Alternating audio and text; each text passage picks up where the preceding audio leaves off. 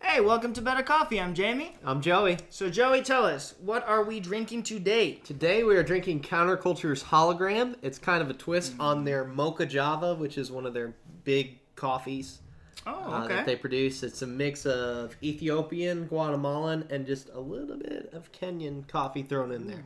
I'm getting the berries. Yeah. A little bit of the berries. Yeah, I definitely like that. berry. Berry forward. Berry, Yes. berry forward. Very berry. I like it. It is good. It's like a chocolate-covered cranberry a little bit.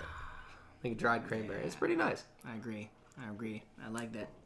So check it out. Hologram from Counterculture. So, for this episode, we wanted to touch a little on what are your doubts? What are your questions? When you go into a coffee shop, sometimes, it happens to me, you go in, there's a large menu, and you have no idea what to order. Yeah. And there's a lot of people who still don't know what coffee they like, what coffee they're into. So, we're going to try to create this sort of step-by-step guide to help you narrow down your preferences, maybe give you an idea what to look for, what to avoid in a coffee shop when you go in for the first time, and hopefully it'll be helpful. Yeah, I think when you go to a coffee shop and you see the menus like a Charles Dickens novel, Oh, no. what your eye gravitates towards are flavors that you like. So you see something like Yes, that is almond, true. hazelnut, Yeah. raspberry. You like all those things. So you're like, the hazelnut, Yeah. whatever, Yeah. And if you're like me, if you're like almost getting to the cashier and then there's a line behind you, You panic. you Yeah. panic and you're like, white chocolate whatever, the first thing that Yeah, you first see, thing just you see. get out of there, get it done. But no, you should get what you really will enjoy. So, And the best drink that you can get from that coffee shop. that is true. That is true. So, what That can is a we good do? point. What can we do to get a good coffee from the coffee shop? What should we even order when we go into a coffee shop for the first time? Let's say we're out of town on vacation. We're not familiar with it. What should we order? Yeah. So how can we figure that out? Well, my first suggestion, what I always do, sometimes it works, sometimes it doesn't. Right. But the first thing you should do, well, I don't want to say you should do, I recommend. Yeah. You could try. Yeah. Let's go with that. Is ask the barista. A lot of people do it. A lot of people don't even know that is even possible. Because honestly, sometimes you're just faced with the cashier. The barista's busy. Yeah, the baristas. Is busy. He's concentrating, knocking out the drinks, which is understandable. But the barista, you need to keep in mind. Yeah, he's at work. Yeah, especially with the milk. So, I wanted to highlight that a lot of people think the barista is the person who doodles with milk, and that's it. But not necessarily. A barista is much more than that. And I don't want to go into that too deep, but having said that, a barista should be able to ask the right questions and to figure out like a bartender. Yeah. Bartender. Like a good bartender. Yeah, a good bartender will say, you're in a craft beer bar. We love beer too. And you're like, well, I don't know what beer to get. There's so many. He'll ask the right question. He'll be like, what do you favor? You like citrusy beers? You like this, that? The right questions. And that will give him an idea. And for the most part, if a bartender says, I got you, with confidence, you'll probably go with it, what he says. And most of the time you might like it. Most of the time you might not. Who knows? But he was a good bartender. In the same way, a barista will ask the right questions. So, I encourage you to ask the barista. Even if you're only faced with a cashier, try it. You'll be surprised. A good barista will want to interact with you. Yeah. And it will make him, I don't want to say happy, but it will fulfill him as a barista to just nail that drink for you. Yeah. That's what it's all about. That's a good point. Making a customer happy. And I'm sure if you get him out of the whole routine of just knocking out the same drinks over and over and give him a little challenge, again, a good barista will accept that challenge with excitement and you'll have a nice experience. Yeah, but let's say the barista's busy. Like, you can't talk to him, you can't interact with him, or the coffee shop's set up in a weird way where you can layout. Yeah, the layout. You're only talking to the cashier. So what can you do when you're flying solo, so to speak? If you don't have the assistance of a barista, what are the options? What are your go-to? Yeah, so I guess would be familiarizing yourself with common coffee shop drinks. So you have coffee. That's number one right there. You have drip coffee. Myself, I tend to stay away from that. Don't know how long that coffee's been sitting there. It could have a time written on it. I don't know. Yeah, that time could have been written on there a week ago. Yeah. But I usually stay away from drip coffee. So let's just go to espresso beverages. Okay, let's go with Let's just start with espresso beverages. So you start with a shot of espresso. Single shot or a double shot. Mm-hmm. It's going to be really strong. Are you a coffee-loving person? Do you love really strong coffee? That could be one way. That's Do you like like a coffee way to analyze. forward flavors? Yeah. A step up from that, you can do like a macchiato or a cortado. Something like that has just a little bit of milk to kind of mellow out, round out that flavor. Yeah. So it's going to be really small. But then you step up to a cappuccino. And we'll get into this a little bit later. But a cappuccino is one size. It's one size. It's a cappuccino. Is a cappuccino. Yeah. So you have a little more milk. You're going to offend a lot of people. No, I'm not. Don't look at me. Don't look at me. It's true. I don't make the rules. And I want to say that too. Don't look at me when I say things. I'm just telling you what a cappuccino is so you can know if you like it or not. Yeah. Right. So a cappuccino has a little more milk, a little more foam. It's going to be more balanced. Yeah. More balanced with the espresso. But let's say you're not a huge coffee person. You like a little bit of flavor of coffee, then step it up to a latte. Yeah. Get a little more milk in relation to the espresso. And it's something that you can enjoy. You don't really have to think about it a lot. It's a nice drink. Yeah. So you have, those steps you can follow. Espresso, macchiato, cortado, cappuccino, latte that you can, depending on what mood you're in or kind of what you're feeling for that day. Or let's say, it's a hot day outside. You don't want a hot coffee. I tend to gravitate towards cold brew coffee because that can be pretty nice too if you're a coffee drinker. Yeah. Now, let's say this coffee shop has a quote unquote coffee bar.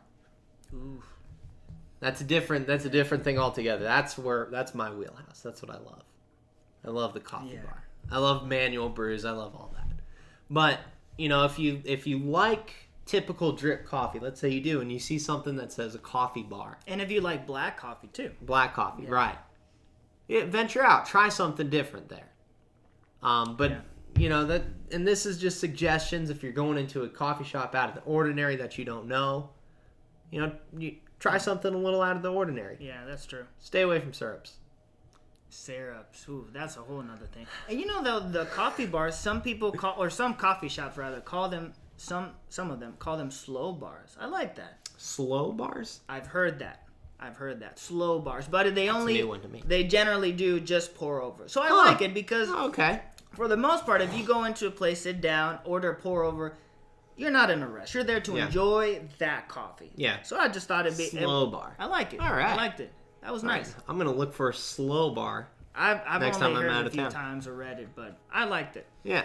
Another thing I like too that you mentioned is about the mood, because for me, depending on the time of the day, I will be in the mood for a different type of coffee. Absolutely. Some days, for some reason, if it's cold and kind of rainy, and obviously in the morning I need coffee. That's just how life is. So if it's cold and rainy, I kind of like pour over. I just want a simple, just nice cup of coffee. Mm-hmm. Maybe if it's a normal, beautiful, sunny day, I want that nice mouthfeel from a latte or a cappuccino. Usually in the afternoons, I like for a softer drink. Yeah. Sometimes I'll like a floral pour over, like in the afternoon, or maybe I'll do a cappuccino. If I did a pour over, vice versa, who knows? But if you're able to identify what mood you're into, and the more you familiarize yourself with these drinks, I think the easier it'll be to go in just confident in your choices and go, you know what, I want to try this now. Yeah. I'll go for that. That'll be helpful. So, and let's say you've already had your morning coffee or already had a coffee beverage that you're not in the mood for coffee or you don't like coffee. What could you order? Well, there's one I think we both like, a matcha.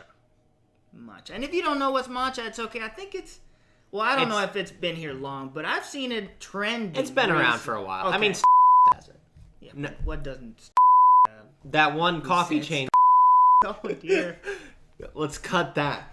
That one coffee chain that we don't like to talk about has it. So it's pretty popular. You know, matcha, and you can get it with different types of milk if you don't want milk, coconut milk. I like a matcha coconut milk latte. That's pretty nice. Oh, I love a matcha latte. Oh, you know, I saw a recipe, matcha lavender latte. Oh my goodness. But see, matcha is basically like a green tea. Mm-hmm. Basically a green tea powder that you prepare with water, similar to tea. Oh. But I'm not sure, I don't want to say like it's an extract or per se. No, it's just like powdered green tea.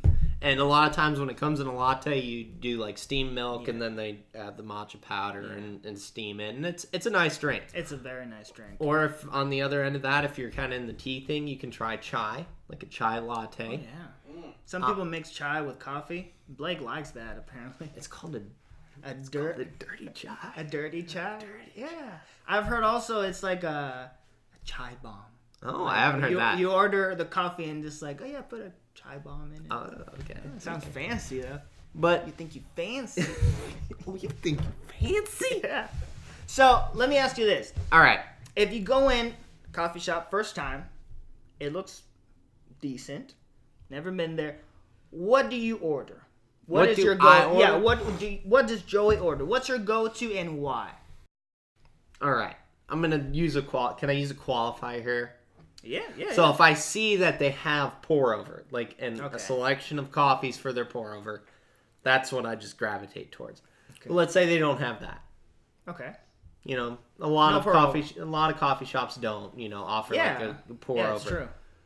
I usually gravitate towards cold brew. Really? That's my kind of go-to. Yeah. Now why is that? Because it's hard to mess it up. Yeah. In all honesty, it's hard. I've tried bad cold brews, though. I've tried bad cold brew, but a bad cold brew is still better than a bad cappuccino. It's true. That is a good point. I mean, it's really hard to screw up a cold brew. But I think, it makes sense. I think a bad cold beverage is less bad than a bad hot one. Yeah. So that's usually my go-to. Okay. But unless something that like catches my eye about the coffee shop, let's say, the type of equipment they're using or the type of coffee, like they talk about the source of the coffee or like the flavor notes, I'll usually kind of go out and get a shot of espresso or a pour over or a macchiato or something like that. Okay. Well, that's fair enough. I like that game plan. Yeah. It sounds okay. Sounds okay. See, I order... It's just okay. It's just okay. No, it makes total sense. See, when I go into a coffee shop for the first time, I don't order pour over. Yeah, I don't blame you. I don't order pour over unless I know for a fact it's a specialty coffee shop.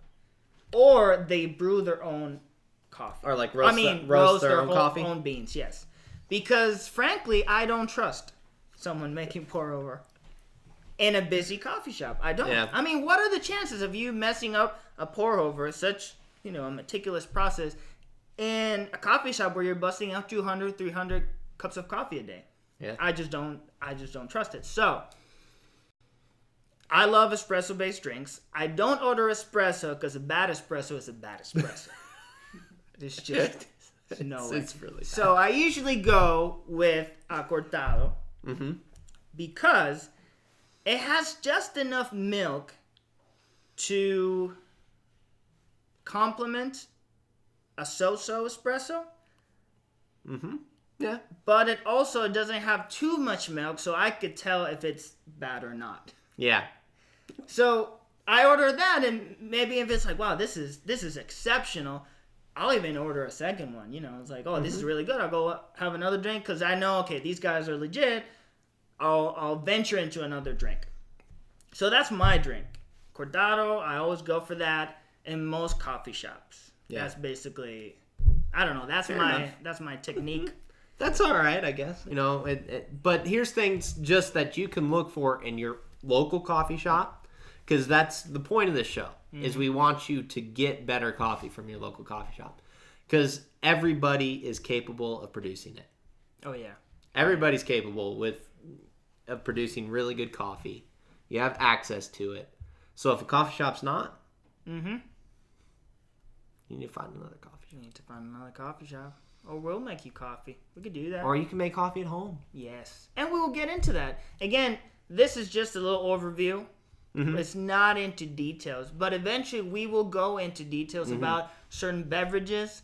And that will help you to better narrow down what is your coffee style. Yeah, like season 2 is just going to be what's the difference between a cappuccino and a flat white, I think, right? That's what we decided. That's going to be tricky. But we need to go, we need to delve in there. We need to go in there. Get into that rabbit hole and just get it over with. So at least try. At least try. That's all we're doing here. Trying. Attempting. So what we're going to talk about next week is coffee brewing 101. What goes into a cup of coffee? You think you just throw coffee and throw water and boom, magic, there's coffee. But there's more to it than that. Yeah. There's more to it. There's some science behind it. Understanding what makes coffee brewing. What are the elements? And once we understand that, we could just branch out in understanding how to make a variety of coffee beverages. I think we could do that. All right. So look for us next week when we talk about Coffee Brewing 101. Yes. And thank you for watching. Please subscribe, follow, like, share with friends and family. We really appreciate your support. We hope to keep doing this for a very long time. So until next week. To better coffee.